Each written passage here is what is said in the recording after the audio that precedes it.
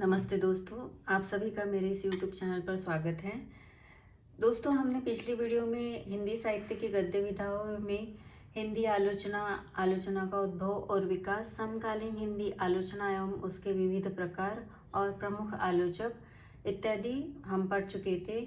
उसके बाद हमने शुरू किया था हिंदी निबंध, जिसमें हिंदी निबंध का उद्भव और विकास ये हम पढ़ चुके थे। हिंदी निबंध के प्रकार और प्रमुख निबंधकार, यह जो भाग है आज हम पढ़ने जा रहे हैं। पिछली वाली वीडियो में हमने देखा था कि किस प्रकार से हिंदी निबंध होता है, हिंदी निबंधक का विकास, और उसमें भारतेंदु युग, द्विवेदी युग, शुक्ल युग और शुक्लोत्तर युग, जो कि शुक्लोत्तर युग है 1940 से लेकर 1950 तक का था, और तब निबंधकार की रचनाओं की शुरुआत हुई है। तो इस प्रकार से यह काल आगे बढ़ता है। तो आइए देखते हैं कि इस निबंध की जो शुरुआत है वो भारतेंदु युग के निबंधों की से जब शुरू हुआ है तो उस युग की कौन सी विशेषताएं हैं। भारतेंदु युग के निबंधों की विशेषताएं। इस युग के निबंध की निम्नलिखित विशेषताएं दृष्टिगत होती है। एक है कि इस युग के निबंधकार पहले पत्रकार थे, बाद में निबंधकार, इसलिए निबंध लिखते समय पाठकों की रुचि और तत्कालीन परिस्थितियों को ध्यान में रखते थे। इस युग के निबंधों में विषय की व्यापकता के साथ सहजता और आत्मीयता के दर्शन होते हैं।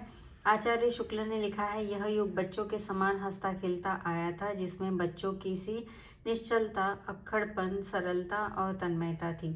इस युग के निबंधकारों ने इतिहास, राजनीति, धर्म, दर्शन, नाटक, भाषा, आलोचना, यात्रा, प्रकृति वर्णन, आत्मचरित्र, हास्य व्यंग्य आदि विषयों पर निबंध लिखे, जो कि अभी भी इस समय में भी हमें उपयोग में आते हैं। अभी भी हम उनका प्रयोग करके अपने जीवन में सुधार ला सकते हैं, अपने जीवन का मनोरंजन कर सकते हैं और उनसे बहुत सारी बातें हम सीख सकते हैं। इस युग के निबंधकारों ने देश प्रेम की भावना तथा जनजीवन की विविध समस्याओं को अपने निबंधों का विषय बनाया। इस युग के निबंध में व्यंग्यात्मकता, विनोदात्मकता, आत्मकथा, भावनात्मक, वर्णनात्मक आदि शैलियों के दर्शन होते हैं। इस प्रकार हिंदी साहित्य के युग में निबंध की दृष्टि से भारतेंदु अत्यंत महत्वपूर्ण माने गए हैं। इस प्रकार से भारतेंदु युगीन अन्य प्रमुख कलाकार भी यहाँ पर बताए हैं। उनमें से एक है बालकृष्ण भट्ट। बालकृष्ण भट्ट को कुछ लोग हिंदी का प्रथम निबंधकार मानते हैं। भट्ट जी ने सामाजिक, राजनीतिक व साहित्यिक विषयों पर अनेक निबंध लिखे हैं। इन निबंधों में गंभीरता और लोकप्रियता दोनों भाव एक साथ मिलते हैं। ये अपनी बात को हास्य व्यंग्य में लपेटकर बहुत ही रोचक और सुबोध रूप में प्रस्तुत करते थे।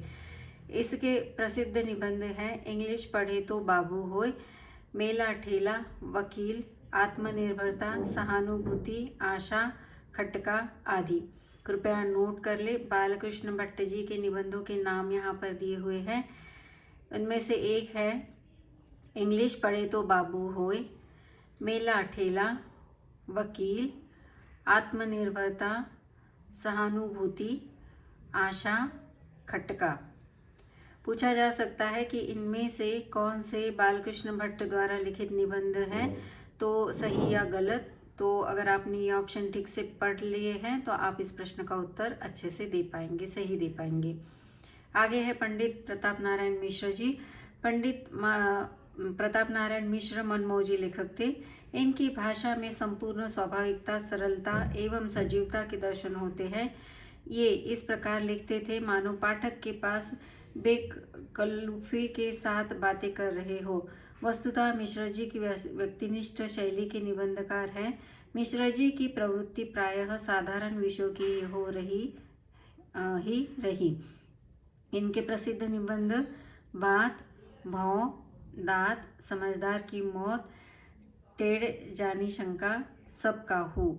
प्लीज नोट कर लीजिए। पंडित प्रताप नारायण मिश्र के निबंधों के नाम यहाँ पर दिए हुए हैं। एक है बात, भौं, दांत, समझदार की मौत, टेढ़ जानी शंका का, सब काहू।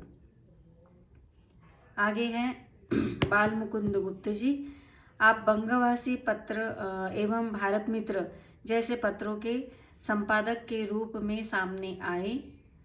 आपने गद्य को परिमार्जित एवं प्रांजल बनाया। इनके द्वारा संपादित बंगवासी पत्रों को भाषा के गढ़ने की टकसाल कहा जाता था। कृपया नोट कर ले। बाल मुकुंद गुप्त को बंगवासी एवं भारत मित्र जैसे पत्रों के संपादक के रूप में सामने आए, यानी कि ये इन्होंने बंगवासी और भारत मित्र जैसे पत्रों का संपादन किया है। आगे है इनके द्वारा लिखा हुआ शिव शंभू की चिट्ठी। कृपया नोट कर ले। इनका व्यंग इतना तीखा होता था कि अंग्रेज शासक उसको पढ़कर तिलमिला उठते थे। इनके ये निबंध शिव शंभू का चिट्ठा शीर्षक से निकलते थे। कृपया नोट कर लीजिए शिव शंभू के चिट्ठे, जो कि हमारे नेट से JRF की सिलेबस में भी हमें लगा हुआ है। आगे है द्विवेदी युग के निबंध की विशेषताएं। इस युग के निबंधों की भाषा शुद्ध, परिष्कृत और व्याकरण सम्मत होती थी। अच्छा, ये बात इतना महत्वपूर्ण नहीं है, पर आगे देखिए कि प्रमुख निबंधकार बताए हैं द्विवेदी युग के। कृपया नोट कर लीजिए। इसमें हैं पंडित माधव प्रसाद मिश्र जी, जिनके पर्व त्योहार, पुरातत्व, साहित्य, राजनीति, संस्कृत, भूगोल, जीवन चरित्र आदि विषय पर बहुत ही रोचक शैली में अत्यंत सारगर्भित निबंध लिखे हैं। कृपया नोट कर लीजिए इनके निबंधों के नाम। एक है पर्व त्योहार, दूसरा है पुरातत्व, तीसरा है साहित्य, चौथा है राजनीति, आगे है संस्कृत, भूगोल, जीवन चरित्र आदि। इसके बाद दिया है पंडित चंद्रधर शर्मा गुलेरी जी। आप इस युग के सर्वाधिक प्रगतिशील निबंधकार माने जाते हैं। इनके निबंधों में ऐतिहासिक और सांस्कृतिक चेतना के दर्शन होते हैं। कछुआ धर्म, मारेसी मोही कुठाव और संगीत इनके प्रसिद्ध निबंध है। कृपया नोट कर लीजिए। पंडित चंद्रधर शर्मा गुलेरी जी के निबंधों के नाम यहाँ पर दिए गए हैं। कछुआ धर्म, मारेसी मोही कुंठाव और संगीत, इन 3 निबंधों के नाम दिए हैं। यह मिलान के प्रश्न में भी पूछा जा सकता है या फिर नाम देकर पूछा जा सकता है कि इनमें से कौन से पंडित चंद्रधर शर्मा गुलेरी द्वारा लिखित निबंध हैं। तो इस प्रकार के भी प्रश्न आ सकते हैं। आगे है सरदार पूर्ण सिंह अध्यापक, जिनका जो आचरण की सभ्यता, यह हमारे MA के पाठ्यक्रम में लगा हुआ पाठ है और इसमें से मजदूरी और प्रेम जो है यह निबंध हैं हमारे नीट से JRF की परीक्षा में हमारे इकाई 2 में, पेपर 2 में लगा हुआ है। सरदार पूर्ण सिंह के आचरण की सभ्यता, मजदूरी और प्रेम, सच्ची वीरता, कन्यादान, यह प्रमुख निबंध है। कृपया नोट कर लीजिए। आचरण की सभ्यता, मजदूरी और प्रेम, सच्ची वीरता और कन्यादान, यह इनके प्रसिद्ध निबंध हैं। आगे दिए हैं शुक्ल युग के निबंधों की विशेषताएं हम नहीं पढ़ेंगे, हम देखेंगे कि हिंदी के प्रमुख निबंधकार इस काल के कौन कौन से थे। तो डॉक्टर गुलाब राय जो थे, द्विवेदी युग से ही निबंध लिखना इन्होंने आरंभ किया था और शुक्ल युग के प्रमुख निबंधकारों में भी यह गिने जाते हैं, किंतु उनकी विशेष ख्याति एक आलोचक के रूप में ही हुई थी। वैसे आपने उच्च कोटि के वैयक्तिक निबंध लिखे, जिनको थलुआ क्लब, मेरी असफलताएं, फिर निराश क्यों, मन की बातें, कुछ उथले कुछ गहरे आदि कई संकलों में संकलित किए गए हैं। कृपया नोट कर लीजिए। डॉक्टर गुलाब राय द्वारा लिखित निबंधों के नाम यहाँ पर दिए गए हैं। सबसे पहले है थलुआ क्लब, दूसरा है मेरी असफलताएं, तीसरा है फिर निराश क्यों, चौथा है मन की बातें, पांचवा है कुछ उथले कुछ गहरे।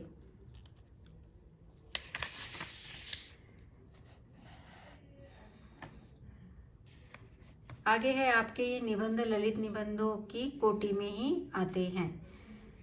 उसके बाद जो दिया है रामचंद्र शुक्ल जी। रामचंद्र शुक्ल प्रायः विचारात्मक निबंध लिखते थे। उनके निबंधों में रामचंद्र शुक्ल ने अधिक निबंध तो नहीं लिखे, किंतु जितने भी निबंध लिखे हैं वे उनकी ख्याति एवं प्रसिद्धि के लिए पर्याप्त हैं, क्योंकि वे इतने परिष्कृत, परिमार्जित, परिनिष्ठित एवं उत्कृष्ट हैं कि कलात्मकता के साथ साथ निबंधों को आदर्श रूप में प्रस्तुत करने में सक्षम एवं समर्थ रहे। शुक्ल जी की निबंध की कुल संख्या 27 है। कृपया नोट कर लीजिए कि शुक्ल जी ने कुल 27 निबंध लिखे हैं, जिन्हें सुविधा की दृष्टि से हम 3 भागों में विभाजित करते हैं। एक है असंकलित निबंध, संकलित निबंध और भूमिकाओं के रूप में लिखित निबंध। कृपया नोट कर लीजिए। पंडित रामचंद्र शुक्ल द्वारा लिखे गए 27 निबंधों को 3 भागों में विभाजित कर दिया है। उसमें से एक है असंकलित निबंध, दूसरा है संकलित निबंध, तीसरा है भूमिकाओं के रूप में लिखित निबंध। असंकलित निबंध 3 हैं, उनके नाम है साहित्य, उपन्यास और अपनी भाषा पर विचार। कृपया नोट कर लीजिए। असंकलित निबंध 3 है, उसमें दिया है साहित्य, उपन्यास और अपनी भाषा पर विचार। शुक्ल जी के संकलित निबंध पुस्तकाकार रूप में चिंतामणि भाग 1 तथा चिंतामणि भाग 2 में मिलते हैं।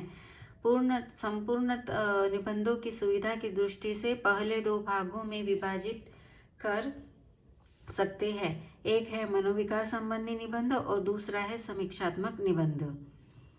इस प्रकार से मनोविकार निबंध की संख्या 10 है, जिसमें भाव या मनोविकार, उत्साह, श्रद्धा भक्ति, करुणा, लज्जा और ग्लानि, लोभ और प्रीति, घृणा, ईर्ष्या, भय और क्रोध, ये सभी निबंध शुक्ल जी ने विकसित चिंतन और प्रौढ़ अनुभव को प्रस्तुत करते हैं।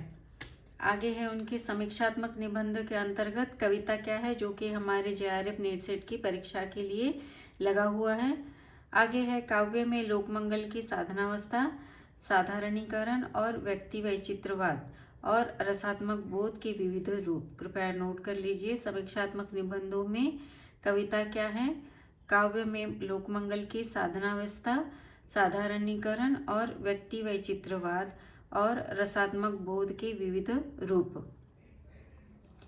आगे है व्यावहारिक समीक्षा संबंधी निबंधों के अंतर्गत भारतेंदु हरिश्चंद्र, तुलसी का भक्ति मार्ग और मानस की धर्मभूमि आदि आते हैं। कृपया नोट करें।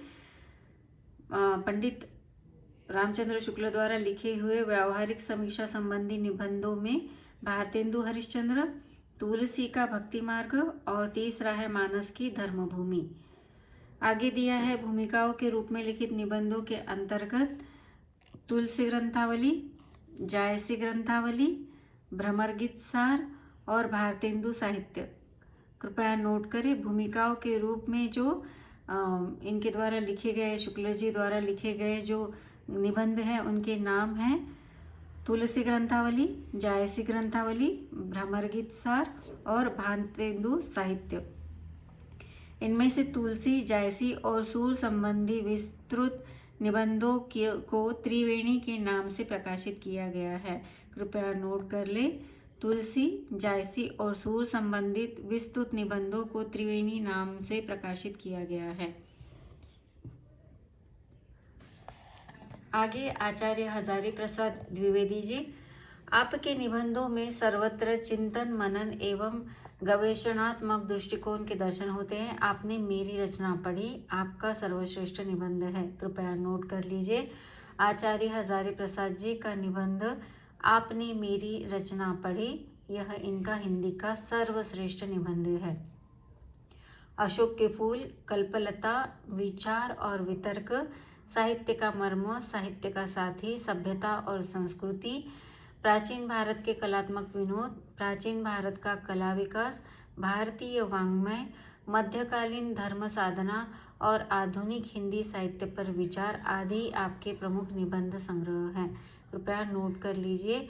इनमें से सभ्यता और संस्कृति जो निबंध है वो हमारे JRF नेट सेट के सिलेबस में लगा हुआ है और वो हमें अभी पढ़ना है आगे चलकर।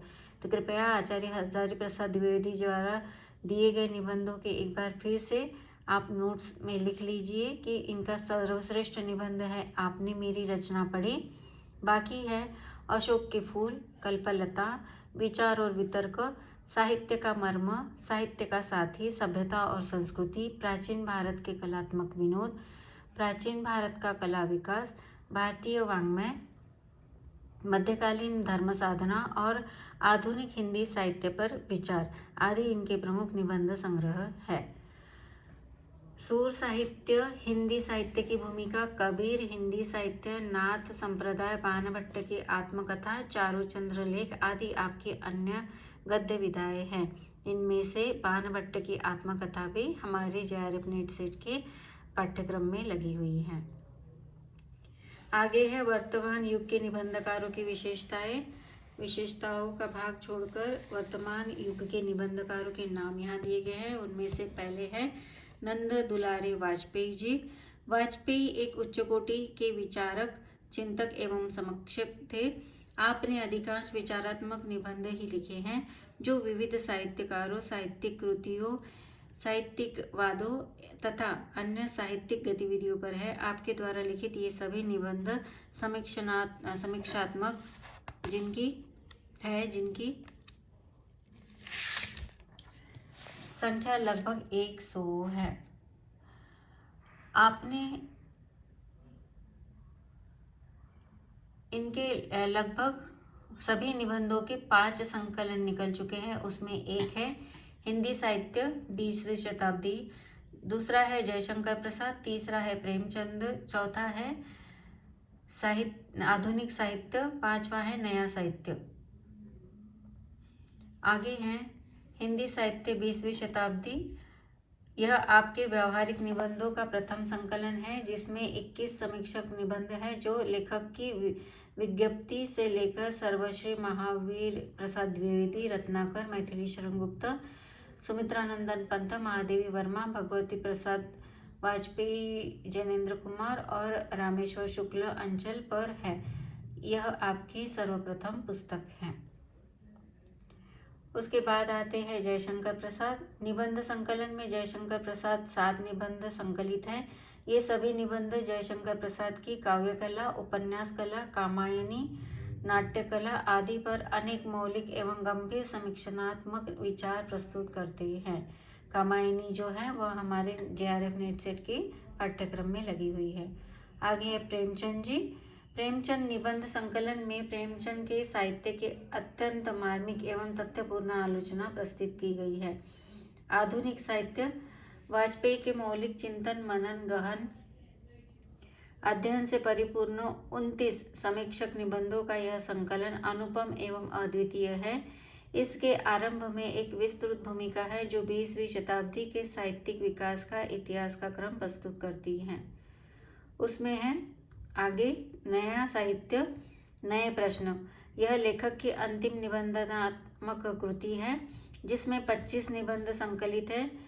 कृपया नोट कर लीजिए, इनके द्वारा लिखित 25 निबंध संकलित है जो कि 4 भागों में विभक्त है। प्रथम भाग में है निकष जो 29 पृष्ठों की एक ऐसी भूमिका है जिसमें लेखक ने अपनी 5 निबंध कृतियों पर विचार व्यक्त किए हैं। इन 5 पुस्तकों का विश्लेषण करते हुए लेखक ने अपने उन महत्वपूर्ण विचारों को संक्षेप में यहाँ समझाया है। आगे है डॉक्टर नगेंद्र।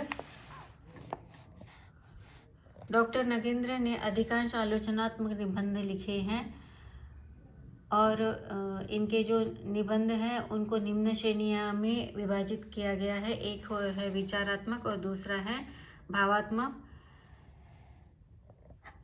और इनकी विषय की दृष्टि से इन सभी निबंधों को 8 भागों में बांटा गया है।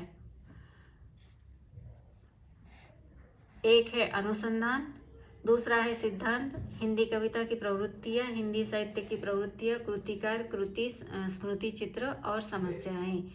इस प्रकार हिंदी कविता की विविध प्रवृत्तियों से संबंध रखने वाले 7 निबंध लिखे हैं जिनकी काल रचना 1943 से लेकर 1950 तक है।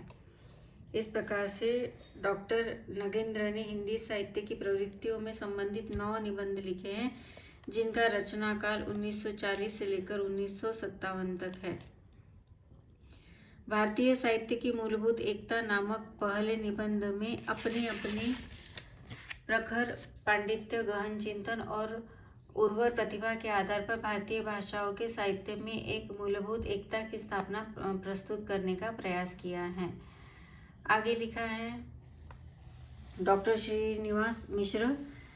इनके कृपया निबंधों के नाम लिख दीजिए। इनके निबंधों को दो भागों में विभाजित कर सकते हैं। एक है वैयक्तिक निबंध और दूसरा है समीक्षात्मक निबंध।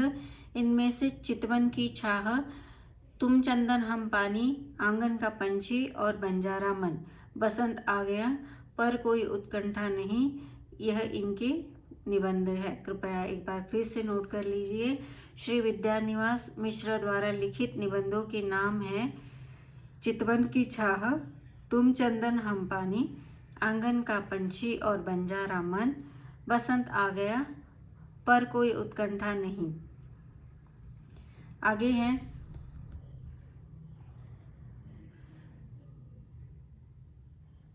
मिश्र जी ने सर्वाधिक संख्या में भावात्मक निबंध ही लिखे हैं। इन भावात्मक निबंधों के अंतर्गत आंगन का पंछी, फूल तब पात, नया दौर, प्रभुत्व, ज्वर अस्पताल, ये विपत गाए, दिए बाती का मेल, डेरी बनाम खेती, नर नारायण, बर्फ का धूप, परदेशी की पाती, यह मन तो बख हो गया, और है कंठहल, मैंने सील पहुंचाई आदि उल्लेखनीय है। कृपया फिर से एक बार नोट कर लीजिए। मिश्र जी द्वारा जो भावात्मक निबंध लिखे गए हैं, इनके नाम हैं आंगन का पंछी, फूल तब पात, नया दौर, प्रभुत्व, ज्वर अस्पताल, ये विपत गाए, दिए बाती का मेल, डेरी बनाम खेती, नर नारायण, बर्फ का धूप, परदेशी की पाती, यह मन तो बख्श दो, कंठहल, मैंने सील पहुंचाई। मिश्र जी के विचारात्मक निबंध भी लिखे हैं। इनमें है परंपरा, आधुनिक भारतीय संबंध, नई पीढ़ी की बेचैनी, भारतीय संदर्भ, विश्वविद्यालय और न्यायालय, युद्ध और व्यक्तित्व, राष्ट्रभाषा की समस्या, हिंदी बनाम राजनीति, हिंदी का विभाजन, विवाह, धूम। आगे है मिश्र जी ने कतिपय ऐसे वर्णनात्मक निबंध भी लिखे हैं जिनमें कल्पना तत्व की प्रधानता के साथ साथ दर्शनीय स्थानों, तीर्थ यात्राओं, मेले, तमाशों आदि के वर्णन भी प्रधान निबंधों की रचना की जाती है। इस कोटि में आपके संस्कृति की पाषाणी, मलय के अंचल में आदि निबंध प्रसिद्ध है। कृपया नोट कर लीजिए। मिश्र जी द्वारा रचित जो वर्णनात्मक निबंध है उनमें पहला नाम है संस्कृति की पाषाणी और दूसरा है मलय के अंचल, यह इनके प्रसिद्ध निबंध है। पूछा जा सकता है कि इनमें से मिश्र जी के, श्री विद्यानिवास मिश्र के वर्णनात्मक निबंधों के नाम लिखिए, तो यह उत्तर हम लिख सकते हैं। आगे दिया है इस कोटि के निबंधों में हिमालय ने उन्हें बुला लियो, हिंदी के अपराजेय योद्धा, भैया साहब, भाई आदि उल्लेखनीय है। आगे दिया है श्री कुबेरनाथ राय। कुबेरनाथ राय का नाम अद्वैत ललित निबंधों की श्रेणी में लिया जाता है। आपके सैकड़ों निबंध, लेख, रिपोर्टाज आदि लिखकर हिंदी गद्य को समृद्ध किया है। इनके निबंधों के नाम दिए हैं। इन्होंने भी भावात्मक, विचारात्मक, वर्णनात्मक और विवरणात्मक निबंध लिखे हैं। इनके ललित निबंधों के नाम हैं रस आखेटक, तुषा, तुषा अमृतुषा, देह वकलकल, जन्मांतर के धूप सोपान, मृगशीरा, रोहिणी मेघ, दर्पण विश्वासी, सारंग, हराहरी दूब और लाचार क्रोध, जम्बुक, तमोगुणी, विरूपाक्ष, कवि तेरा भोर आ गया, शब्दश्री, जलदो स्फटिक, जलदो, विकल चैत्रर्थी, किरण सतनपदी, मायावी शिखरों के प्रेक्षागृह, 56 भागों की इतिहास नदी आदि इनके निबंध है। आगे दिया है इनके जो विचारात्मक निबंध हैं उनमें ऐसे निबंध जिनमें आधुनिकता नई और पुरानी, आधुनिकता अकर्म कर्म की ओर, शिशु वेद, रसोपनिषद के अंतर्गत वर्णित 8 बोध कथाएं, अमृत का जन्म ईश्वर के बाग में, मार्जार सुत, यक्ष प्रश्न, जम्बुक पंडित, शाप मोचन, माया शबरी तथा कर्म पराजित। आगे है वर्णनात्मक निबंध जिसमें दृष्टि जल, दृष्टि अभिषेक तथा कजरी बन जीव हंस नामक कुछ ऐसे भी निबंध प्रसिद्ध है। इस प्रकार से हमने निबंध, हिंदी निबंध का उद्भव और विकास, हिंदी निबंध के प्रकार और हिंदी निबंधकार इनके बारे में पढ़ लिया है। और हिंदी के प्रमुख निबंधकारों में सर्वश्री बालकृष्ण भट्ट, बद्रीनारायण चौधरी, प्रताप नारायण मिश्र, श्याम सुंदर दास, गुलाब राय, डॉक्टर रघुवीर सहाय, धर्मवीर भारती, श्री विद्यानिवास मिश्र, कुबेर राय, डॉक्टर रामविलास शर्मा, हरिशंकर परसाई, श्रीराम शर्मा, श्रीलाल शुक्ल, रामवृक्ष बेनीपुरी और प्रभाकर माचवे आदि आते हैं। इस प्रकार से यह भाग हमारा यहीं पे समाप्त होता है।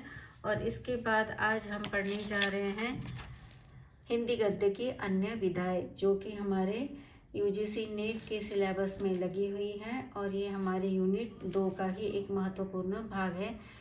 इनसे संबंधित हमारे यूनिट 5 से लेकर 10 तक के सारे भागों में हमारी कहानी, उपन्यास वगैरह जो दिए गए हैं उनसे यह संबंधित भाग है, तो इसे आप ज़रूर पढ़िए।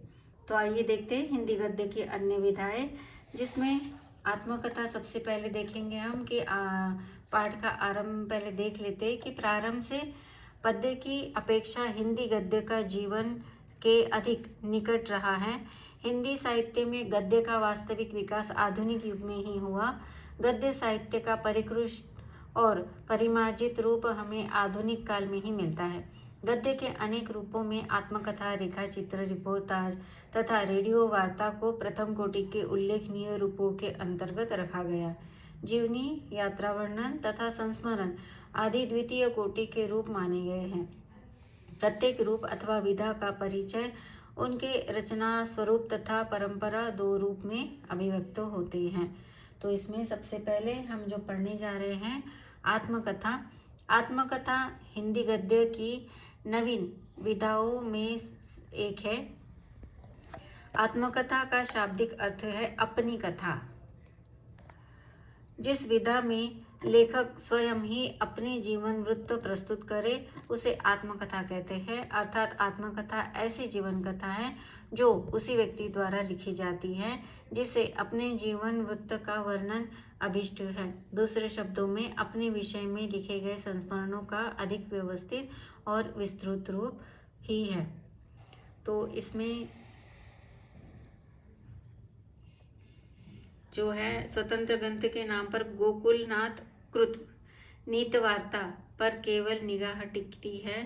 अर्धकथा आत्मकथा के स्तर पर एकमात्र ग्रंथ है जिसकी रचना सुप्रसिद्ध जैन कवि बनारसी दास द्वारा लिखी गई है। कृपया नोट कर लीजिए इन 2 नामों को। स्वतंत्र ग्रंथ के नामों पर गोकुलनाथ कृत नीतवार्ता और अर्धकथा आत्मकथा के स्तर पर एकमात्र ग्रंथ है जिसकी रचना जैन कवि बनारसी दास द्वारा की गई है। अर्धकथा इस ग्रंथ की भाषा खड़ी बोली और ब्रज भाषा मिश्रण से युक्त मध्य प्रदेश की बोली है। यह आत्मकथा पद्य में लिखी गई है। संपूर्ण ग्रंथ दोहा चौपाई ग्रंथों में विचरित 675 छंदों की रचना है। इसका समय 1941 माना जाता है।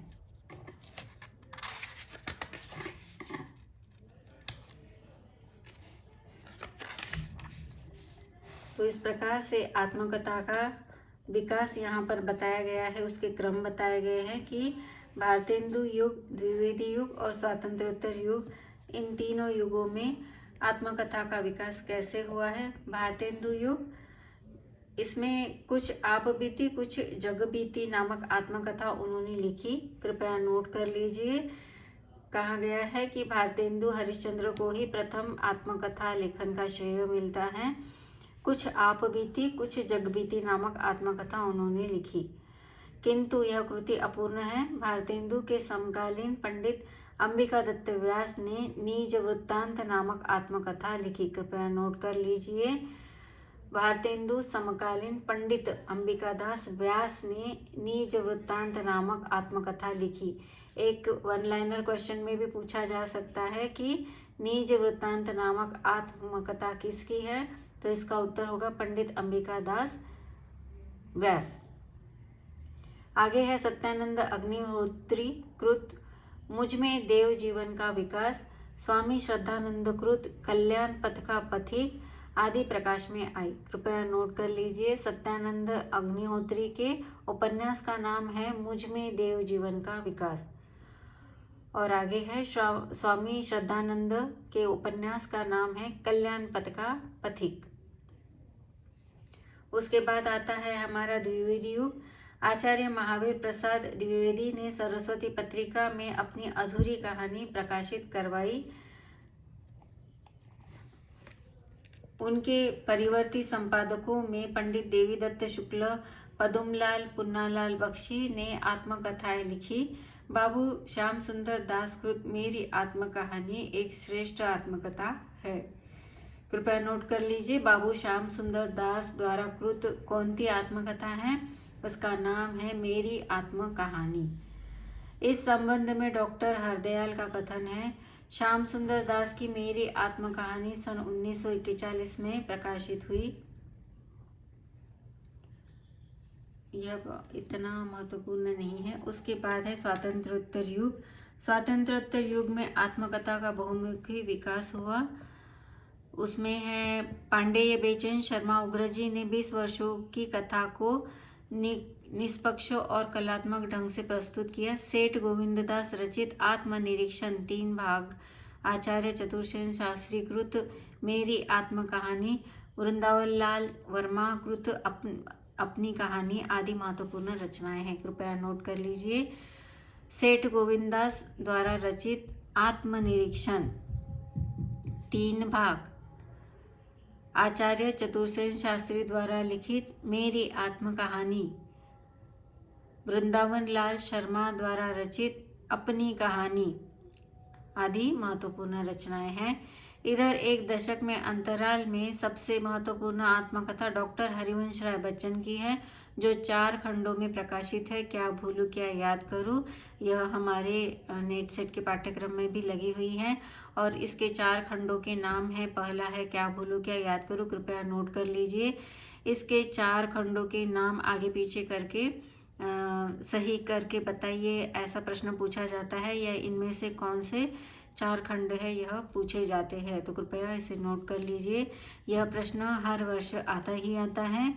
पंडित हरिवंश राय बच्चन जी के उपन्यास के 4 खंडों के नाम दिए हैं। एक है क्या भूलूं क्या याद करूं, याद रखूं, नीड़ का निर्माण, फिर बसेरे से दूर और दशद्वार से सोपान तक। इन 4 खंडों में प्रकाशित हरिवंश राय बच्चन की आत्मकथा स्वयं उन्हीं के शब्दों में एक स्मृति यात्रा यज्ञ है। इनका प्रारंभिक जीवन संघर्ष, इलाहाबाद विश्वविद्यालय के अंग्रेजी विभाग के प्रोफेसर, अनेक इनका यहाँ पर परिचय दिया गया है। थोड़ा पढ़ लेते हैं क्योंकि परीक्षा की दृष्टि से यह भी महत्वपूर्ण है, क्योंकि लेखकों द्वारा उपन्यासकारों के लिए दी गई जो जानकारी होती है उस पर भी प्रश्न पूछे जाते हैं कि दिए गए वाक्यों में से कौन सा सही है गलत, इनका चुनाव कीजिए। तो अगर यह इस प्रकार की जानकारी अगर हमें पहले से ही पता रही तो हम उन प्रश्नों के उत्तर सही कर सकते हैं। इनमें उनका प्रारंभिक जीवन संघर्ष, इलाहाबाद विश्वविद्यालय के अंग्रेजी विभाग के प्रोफेसर के अनेक संदर्भ, कैम्ब्रिज विश्वविद्यालय के ये उनके अनुभव, कैम्ब्रिज से डॉक्टरेट करके उन्होंने लौटने पर इलाहाबाद विश्वविद्यालय में उनकी उपेक्षा, उनकी अनुपस्थिति में उनके परिवार का असुरक्षित अनुभव करना, इलाहाबाद रेडियो स्टेशन पर हिंदी प्रोड्यूसर का उनका अनुभव, विदेशी मंत्रालय में officer on special duty Hindi के रूप में राजनयिक कार्यों में हिंदी के प्रयोग को बढ़ावा देने के लिए किए गए उनके प्रयत्न, सचिवालय के सचिव की मानसिकता तथा वहां से अवकाश लेने के बाद उनका जीवन अनुभव एक बृहद उपन्यास की रोचक शैली में जीवंत और साकार हो उठा है।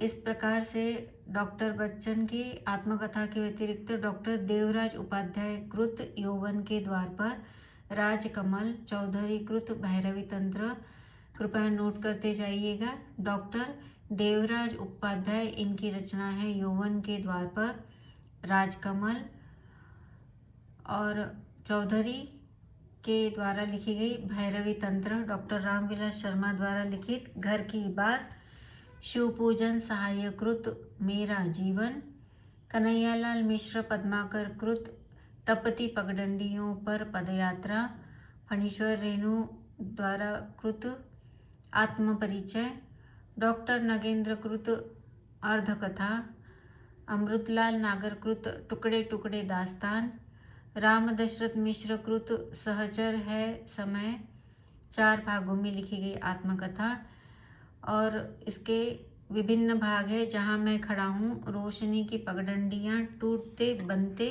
दिन और उत्तर पथ।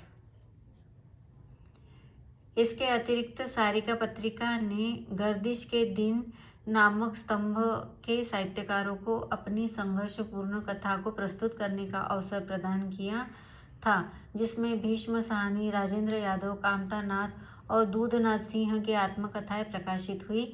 इनमें रचनाकारों का अलग अलग व्यक्तित्व और अलग अलग मिजाज व्यक्त हुआ है।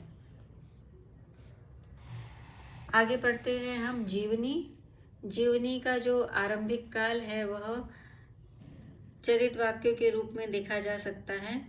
बताया गया है कि चारण काल भी इस वर्ष को कहा जाता है और इस युग के चारणों द्वारा रचित ऐतिहासिक ग्रंथों को ऐतिहासिक चरित काव्य कहा जाता है, जिसमें प्रमुखता है पृथ्वीराज रासो, हम्मीर रासो, जयचंद प्रकाश आदि प्रमुख है।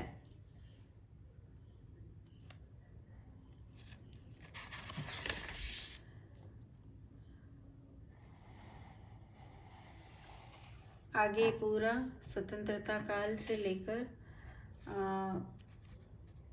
भारतेंदु युग से लेकर स्वतंत्रता के काल तक का पूरे लेखकों का नाम यहाँ पर दिया है। आगे है यात्रा वृत्त।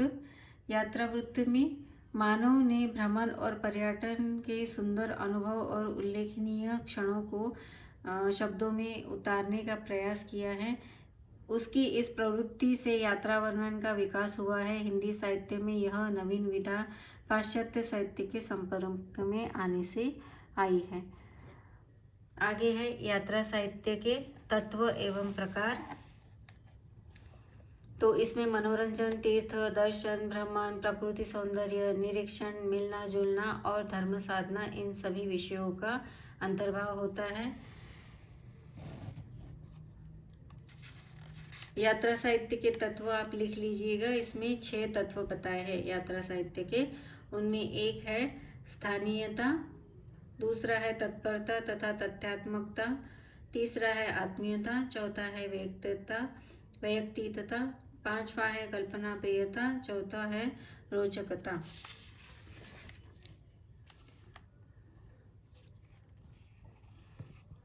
आगे दिया है कि यात्रा साहित्य का विकास किस प्रकार से हुआ। तो ये यात्रा साहित्य के विकास में 3 बातों का रहना अत्यधिक अनिवार्य बताया गया है, जिसमें एक है प्राकृतिक दृष्टि, दूसरी है दार्शनिक और तीसरी है मनोरंजक दृष्टि।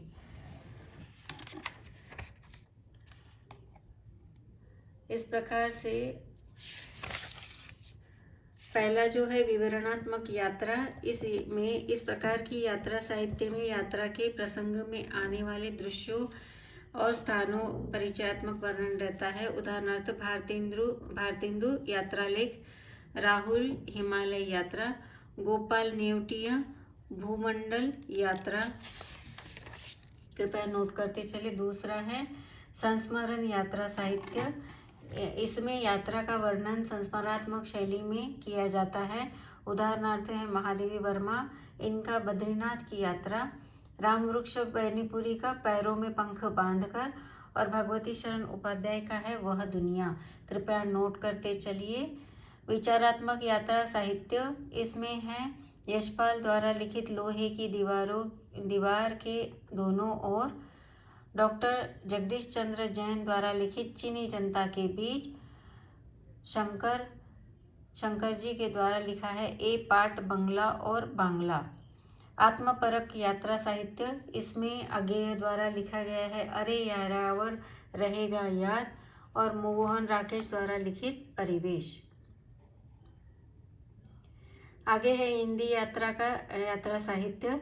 इसमें 1883 में महादेवी लिखित लंदन यात्रा साहित्य का प्रथम ग्रंथ है। कृपया नोट कर लीजिए। 1883 में लिखा महादेवी द्वारा लिखित लंदन यात्रा, यह हिंदी का पहला यात्रा साहित्य है।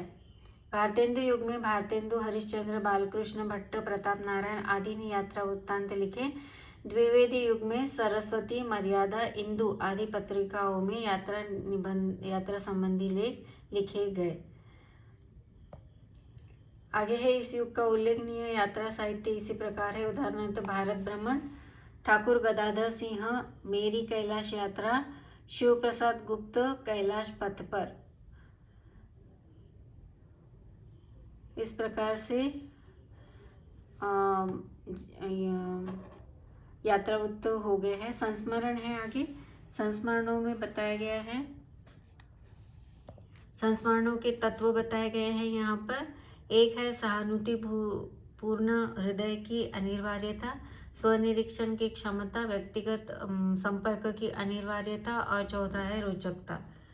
इस प्रकार से संस्मरण के बारे में बताया गया है कि जो संस्मरण होते हैं वह कलात्मक संस्मरण होते हैं, यात्रा विवरणात्मक संस्मरण, डायरी नुमा संस्मरण, जीवनी मूलक संस्मरण, श्रद्धांजलि मूलक संस्मरण और मूल्यांकन परक संस्मरण भी होते हैं।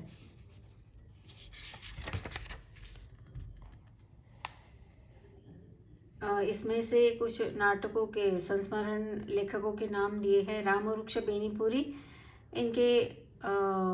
इनका जो संस्मरण है, आपने जेल के जीवन के मार्मिक संस्मरणों का संग्रह जंजीरें और दीवारें है। कृपया नोट कर लीजिए। रामवृक्ष बेनीपुरी के संस्मरण का नाम है जो कि उन्होंने जेल के जीवन के मार्मिक संस्मरणों पर लिखा हुआ है, नाम है जंजीरें और दीवारें। महादेवी वर्मा जी मूलतः कवयित्री है, यही कारण है कि आपके संस्मरणों में कवि हृदय की कोमलता, भावुकता और मधुरता मिलती है। इनके संस्मरणों में प्रमुखतः एक है अतीत के चलचित्र, स्मृति की रेखाएं, पथ के साथी, स्मारिका। कृपया नोट कर लीजिए। महादेवी वर्मा द्वारा लिखित संस्करणों के नाम बताए हैं, अतीत के चलचित्र, स्मृति की रेखाएं, पथ के साथी, और चौथा है स्मारिका, आपके स्मरण। किशोरीलाल वाजपेयी द्वारा साहित्यिक संस्मरण, इसमें साहित्यिक जीवन के सुंदर, रोचक और कलात्मक संस्मरण हैं। इस पुस्तक के 4 भागों में 1919 से लेकर 1954 तक के संस्मरण अंकित हैं। कन्हैयालाल प्रभाकर, इनके संस्मरण बड़े रोचक हैं। जिंदगी मुस्कुराई सन 1955 की सर्वश्रेष्ठ संस्मरण पुस्तक मानी गई है। कृपया नोट कर लीजिए। कन्हैयालाल प्रभाकर, इनकी जिंदगी मुस्कुराई सन 1955 की सर्वश्रेष्ठ संस्मरण पुस्तक मानी गई है।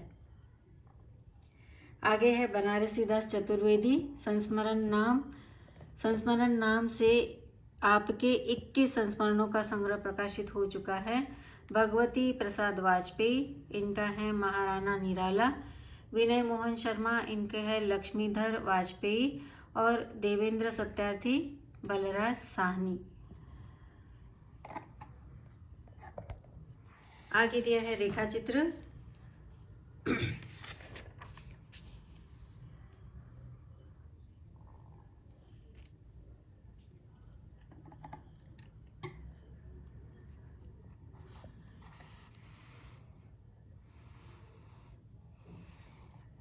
प्रकार से यहाँ रेखा चित्रकारों के नाम तो नहीं दिए गए हैं, पर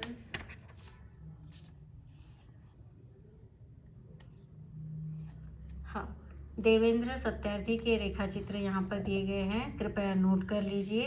रेखाएं बोल उठी, रेखा चित्र सत्यार्थी जी का प्रकाशित हो चुका है, कृपया नोट कर लीजिए। पूछा जा सकता है रेखाएं बोल उठी किसका रेखा चित्र है। इस संग्रह के दादा दादी के चित्र, चिर नूतन चित्र, अच्छे भले आदमी की बात आदि में जहाँ तथ्य निरूपण अधिक है वहाँ रेखाएं बोल उठी, सौंदर्य बोध, आज मेरा जन्मदिन है में भावात्मकता अधिक है, कृपया नोट करते चलिए।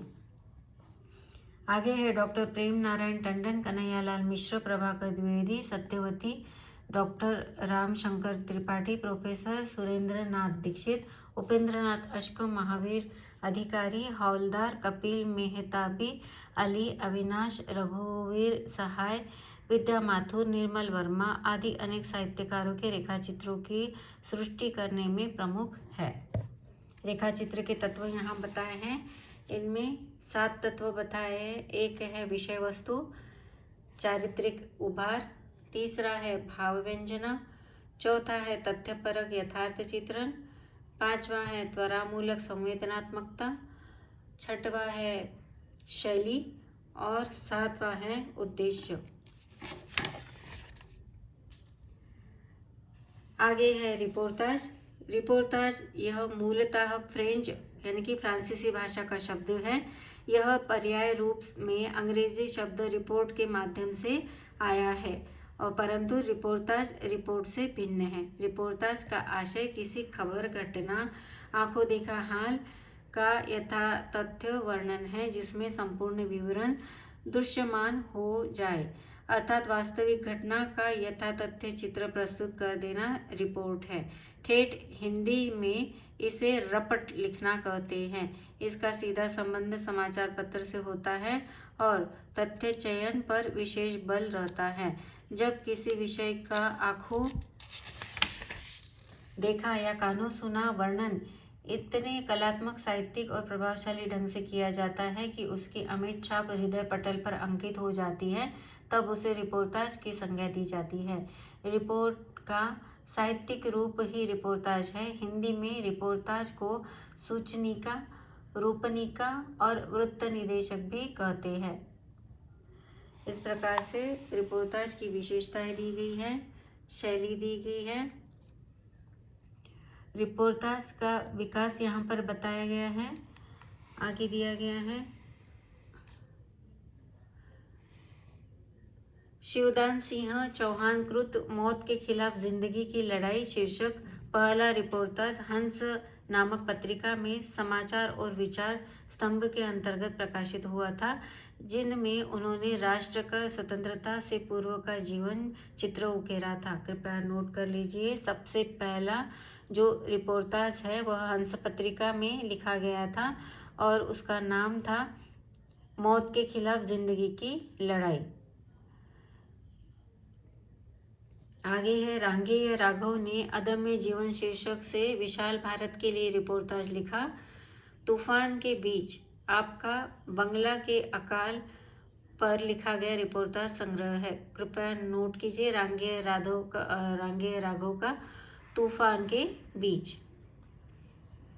यह है ग्वालियर। रिपोर्टाज में सांप्रदायिक दंगों, दमन, शोषण, अत्याचार एवं हृदयहीनता का चित्रण है।